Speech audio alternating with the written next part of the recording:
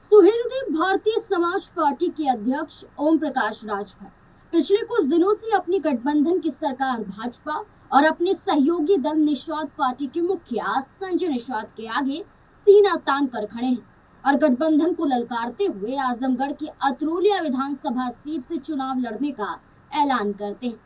साहब यही नहीं रुकते हैं बल्कि आजमगढ़ के अंदर आने वाली 10 की 10 विधानसभा सीटों पर अपनी पार्टी से उम्मीदवार उतारने का दावा भी करते हैं। जहां एक तरफ ओम प्रकाश राजभर गठबंधन के खिलाफ जा रहे हैं, जहां अपना गढ़ जहूराबाद छोड़कर ओम प्रकाश राजभर भाग रहे हैं, वहीं जहां ये ओम प्रकाश सोच रहे हैं कि उनकी मुश्किलें कम हो जाएंगे, तो दूसरी तरफ समाजवादी पार्टी ने भी एक बड़ा फैसला ले लिया है। एक बड़ी टेंशन ओम प्रकाश राजभर के लिए बड़ा डाली है। आखिरकार क्या है अखिलेश यादव का चुनावी दाव और क्या ओम प्रकाश राजभर अपने ही बनाए जाल में फंस गए हैं? चलिए जानते हैं इस रिपोर्ट में। अब ओम प्रकाश राजभर क्या करेंगे? नमस्कार, मैं हूं नाज़मीन खान और आप देख रहे हैं हमारा खास प्रोग्राम। अखिलेश ने ढूंढा राजभर का विकल्प। उत्तर प्रदेश विधानसभा चुनाव 2027 को लेकर अखिलेश यादव लगातार अपनी रणनीति को मजबूत करने में जुट गए हैं। अखिलेश यादव की कोशिश पिछड़ा, दलित, अल्पसंख्यक यानी पीरियड पॉलिटिक्स को धार देने की है। यूपी चुनाव 2022 के दौरान पूर्वांचल में समाजवादी पार्टी के साथ आए सुहेलदेव भारतीय समाज पार्टी ने बड़ी भूमिका निभाई थी। ओम प्रकाश राजभर और अखिलेश यादव की जोड़ी ने इन इलाकों में भाजपा को कड़ी टक्कर दी थी और टक्कर देने के साथ साथ ये दोनों दल कामयाब भी हुए थे 2022 में। हालांकि ओम प्रकाश राजभर एक बार फिर एनडीए के पाले में जा चुके हैं। अखिलेश यादव को सीधे निशाने पर ले रहे हैं। अभी तक का जो राजनीतिक समीकरण बनता दिख रहा है उसमें सपा के लिए ओपी राजभर का विकल्प ढूंढना जरूरी हो जाता है चुनाव से पहले। तो ऐसे में अखिलेश यादव ने सीमा राजभर को आगे करके बड़ी रणनीति को सामने लाया है। सीमा को समाजवादी महिला सभा का अध्यक्ष बनाया गया है। राजभर समाज में बड़ी सेंध मारी। समाजवादी पार्टी अध्यक्ष अखिलेश यादव ने महिला सभा के अध्यक्ष पद में बदलाव कर दिया। जैसा कि कहा गया, जूही सिंह को हटाकर इस पद पर सीमा राजभर को बैठा दिया गया है। हालांकि इस बदलाव का ऐलान स्वयं जूही सिंह ने किया है। पूर्वांचल की राजनीति में उन्हें ओम प्रकाश राजभर के काट के तौर पर देखा जा रहा है। अखिलेश यादव के राजभर समाज के वोट बैंक में सेंधमारी की रणनीति का ये अब अहम हिस्सा माना जा रहा है। पीडीए पॉलिटिक्स में फिट बैठता चेहरा। अखिलेश यादव लगातार पिछड़ों, दलितों और अल्पसंख्यकों को एकजुट करने की राजनीति कर रहे हैं।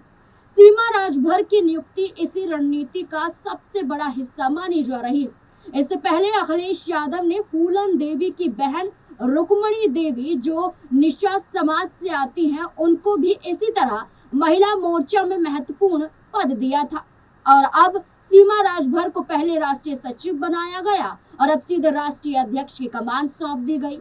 तो ऐसे में माना जा रहा है कि समाजवादी पार्टी ने सीमा राजभर को आगे करके ओम प्रकाश राजभर के खिलाफ एक बड़ा कदम उठा दिया है। सपा राजभर समुदाय में अपनी पैठ मजबूत सीमा राजभर के जरिए करना चाहती है। सीमा राजभर उनका राजनीतिक सफर। सीमा राजभर बलिया के एक साधारण परिवार से आती हैं और उनका शुरुआती जीवन काफी संघर्षपूर्ण रहा है। राजनीति में वे हमेशा से सक्रिय रही हैं और अपने करियर की शुरुआत उन्होंने ओम प्रकाश राजभर की पार्टी सुहेलदेव भारतीय समाज पार्टी से की थी। आपको बता दें कि ओम प्रकाश राजभर ने उन्हें बलिया जिला महिला मोर्चा का अध्यक्ष भी बनाया था, लेकिन 2022 में उन्होंने सुभाषपा का साथ छोड़ दिया था। सीमा राजभर ने उस वक्त ओम प्रकाश राजभर पर परिवारवाद और कार्यकर्ताओं के शोषण जैसे गंभीर आरोप लगाए थे, जिसके बाद वे अपने 40 समर्थकों के साथ समाजवादी पार्टी में शामिल हो गई थी और अब अखिलेश यादव ने उन्हें चुनाव से पहले 2027 के चुनाव से पहले बड़ा तोहफा दे दिया है। राजभर समुदाय का राजनीतिक प्रभाव। पूरे उत्तर प्रदेश में राजभर की आबादी लगभग 30 से 5% के बीच मानी जाती है, लेकिन पूर्वांचल की बात करें, खासकर गाजीपुर, मऊ, बलिया, जौनपुर, आजमगढ़, वाराणसी में इनकी हिस्सेदारी कई जगह 8% से 12% तक पहुंच जाती है। इसलिए ही पूर्वांचल की राजनीति में ये डिसाइडिंग फैक्टर बन जाते हैं, यानी कि निर्णायक भूमिका में नजर आते हैं। खासकर 30 से 40 विधानसभा सीटों पर इनका सीधा असर माना जाता है। यूपी में यादव जितना तो नहीं, लेकिन पूर्वांचल में किंग मेकर की भूमिका निभाते हैं राजभर समुदाय। ओपी राजभर का यूपी में प्रभाव। ओम प्रकाश राजभर की पार्टी सुहेलदेव भारतीय समाज पार्टी का उत्तर प्रदेश के पूर्वांचल में काफी प्रभाव माना जाता है। 2027 के उत्तर प्रदेश विधानसभा चुनाव से पहले उन्हें कम आंकना गलत होगा। बता दें कि ओम प्रकाश राजभर ने उत्तर प्रदेश में अधिकतम अपना और अपनी पार्टी का प्रभाव होने का दावा किया है। उनका मुख्य प्रभाव पूर्वांचल के जिले जैसे गाजीपुर, मऊ, आजमगढ़, जौनपुर, बलिया में देखा जाता है, जहां राजभर समुदाय की बड़ी आबादी है। तभी तो राजभर का प्रभाव पूर्वांचल की लगभग 40 से अधिक सीटों के जातीय समीकरण को प्रभावित करने वाला माना जाता है, जो उनकी पार्टी के 2022 विधानसभा चुनाव में 6 सीटें जीतने और उसके बाद के राजनीतिक दावों के आधार पर है। सपा को राजभर का जवाब। ओपी राजभर लगातार अखिलेश यादव को लेकर दावे करते रहे हैं।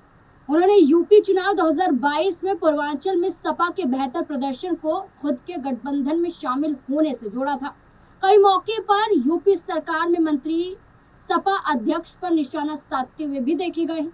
यूपी चुनाव 2027 में पूर्वांचल में एक बार फिर सुभाषपा की हवा चलने का दावा खुद उनकी पार्टी के जरिए और खुद ओम प्रकाश राजभर कर रहे हैं। राजभर का मायावती को ऑफर। जहां ओम प्रकाश राजभर अपने गठबंधन के खिलाफ खड़े हैं और सपा को भी ललकार रहे हैं, वहीं एक ऐसा दल यूपी में है जिससे हाथ मिलाने के लिए ओम प्रकाश राजभर बेकरार नजर आ रहे हैं, और वो दल है बहुजन समाज पार्टी, यानी बहन मायावती की पार्टी। दरअसल राजभर ने मायावती के शासनकाल की तारीफ करते हुए एक वक्त पर कहा था कि उनके समय में कानून का राज था और अपराधी डरते थे।